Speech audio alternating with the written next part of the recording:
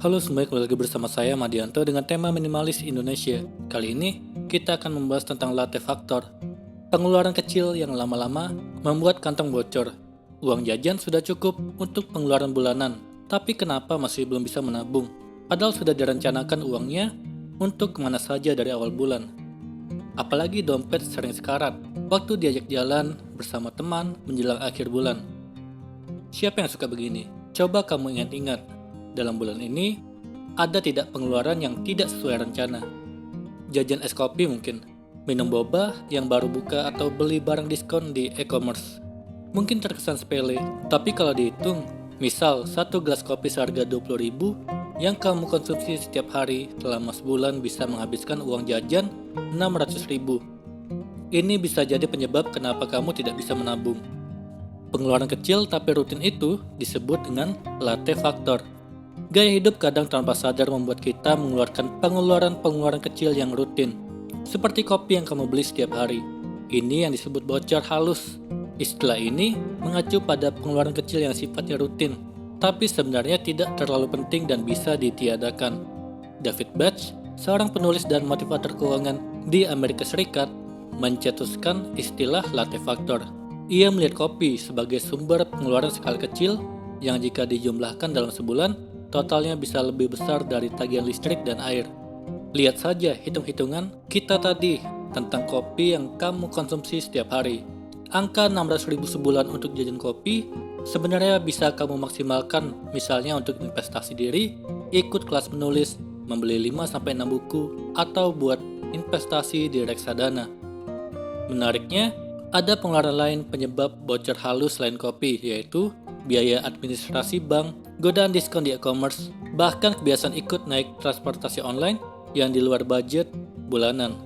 Latte factor tanpa disadari hanya untuk memuaskan keinginan kita. Penyebab latte factor bisa jadi dikarenakan kebiasaan kita untuk mengikuti tren dari lingkungan atau hanya memuaskan keinginan kita. Misal baru buka kedai boba baru di dekat kampus, karena penasaran akhirnya impulsif mencobanya. Atau lagi ada barang edisi terbatas, karena tidak mau ketinggalan tren jadi ikutan beli. Karena pola belanja yang tidak terencana ini, akhirnya pengawasan keuangan jadi kendor. Mungkin beberapa di antara kamu menjadi bocor halus. Ini sebagai alasan untuk self-reward setelah kamu lelah mengerjakan tugas atau bekerja. Tidak ada yang salah sih, apalagi kita sebagai milenial senang membeli pengalaman baru. Tapi seharusnya di awal kamu sudah mengatur pos budget untuk diri kamu dan bagaimana kamu mengontrolnya supaya tidak over budget. Setelah itu, faktor lain sumber bocor halus bisa jadi karena hobi, seperti mengoleksi barang-barang tertentu. Sama seperti kasus self-care, sebaiknya dibuatkan pos budget khusus untuk hobi. Apa saja cara menghindari bocor halus pengeluaran? Pengeluaran latte factor ini sebenarnya bisa dikontrol dan diminimalkan, sehingga kamu masih bisa menabung atau berinvestasi. Bagaimana cara menghindarinya? Ini yang pertama, membatasi latte factor maksimal 5% dari penghasilan bulanan. Pengeluaran bocor halus masih dalam batas toleransi kalau besarnya tidak lebih dari 5% penghasilan bulanan. Tapi kalau mencapai 10% lebih, bocor halus perlu direm supaya dompet kamu tidak habis dan bisa dimanfaatkan untuk kebutuhan darurat lainnya. Makanya penting untuk kita untuk selalu update setiap pengeluaran. Kedua, penting untuk mencatat pengeluaran setiap hari.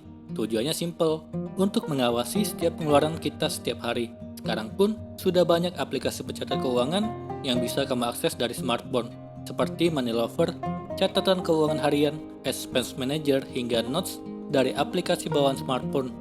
Jadi tidak ada kata malas mencatat. Ketiga, membatasi pengeluaran yang dibelanjakan sehari-hari.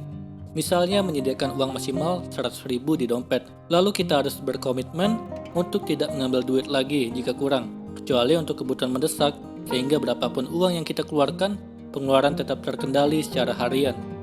Kalau tiba-tiba budget kita mulai menipis, kita dengan mudah bisa mereview kemana uang dibelanjakan. Keempat, tanya ke diri sendiri sebelum membeli sesuatu. Ketika mau membeli sesuatu, coba tanya ke diri sendiri, apakah ini keinginan atau kebutuhan? Kadang kita suka beralasan apa saja sehingga keinginan jadi kebutuhan. Hati-hati terjebak sama pikiran ini. Coba renungkan 10-15 menit untuk mempertimbangkan apa yang mau dibeli supaya kamu bisa membuat keputusan yang lebih rasional. Kelima, pisahkan rekening untuk tabungan dengan pengeluaran sehari-hari. Sejak awal, kamu mendapatkan pemasukan bulanan. Uangnya langsung dipisahkan sesuai pos pengeluaran yang sudah dirancang. Lebih enak lagi kalau kamu punya dua rekening untuk tabungan dan pengeluaran sehari-hari, sehingga tabunganmu tidak terpakai untuk pengeluaran atau bocor halus. Semoga ini bermanfaat. Sekian dan terima kasih.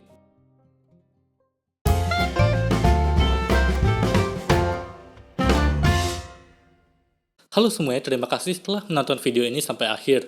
Jika kalian punya saran, silahkan tuliskan di kolom komentar video apa yang harus saya buat untuk selanjutnya. Dan jika kalian suka dengan video seperti ini, silahkan klik like. Semoga video saya bisa bermanfaat. Sekian dan terima kasih.